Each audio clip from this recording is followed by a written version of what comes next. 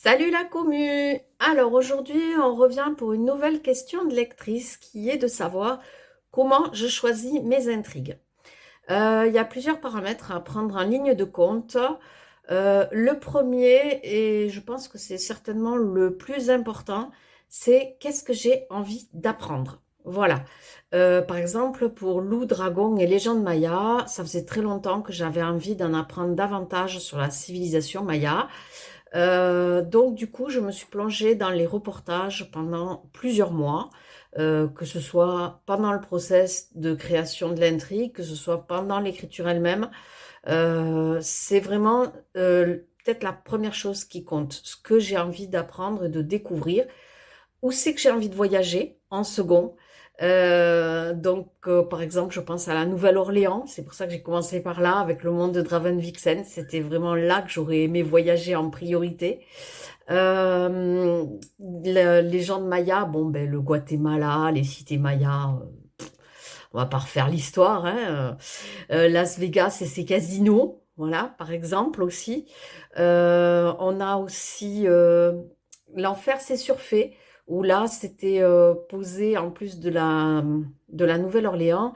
L'intrigue est basée sur les 8 pages manquantes de la Bible du diable.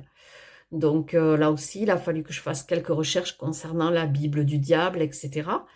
Et tout ça, c'est un melting pot. Je mélange ce que j'apprends, le passé, notre histoire avec un grand H, avec notre présent. Voilà, c'est quelque chose qui me fascine beaucoup. Et faire le mélange des deux, je trouve ça vraiment passionnant. Je l'ai fait aussi dans Démons, Vampires et Apocalypse, avec les archéologues, l'origine des démons. Voilà, c'est quelque chose où je m'amuse beaucoup, beaucoup à mélanger l'histoire et le présent. Donc là, je ne peux que vous inviter à rester bien connectés parce que les prochaines aventures, je vais encore vous faire voyager.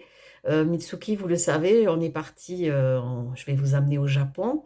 On va découvrir tout le folklore japonais. Moi, je ne le connaissais pas du tout. Il est immense et hyper complexe.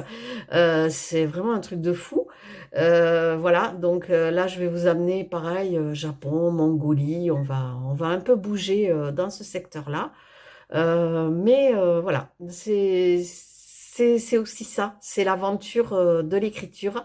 C'est que on vit 1000 vies, hein. C'est pas de moi ça, hein, mais un lecteur vit 1000 vies par le biais de ses romans. Et c'est pareil pour un auteur, hein, rassurez-vous, ça marche dans les deux sens. Voilà, donc si vous avez d'autres questions à me soumettre, ben, n'hésitez pas hein, dans les commentaires, j'y répondrai avec grand plaisir. Et puis je vous fais des gros bisous et je vous dis à bientôt. Ciao, ciao!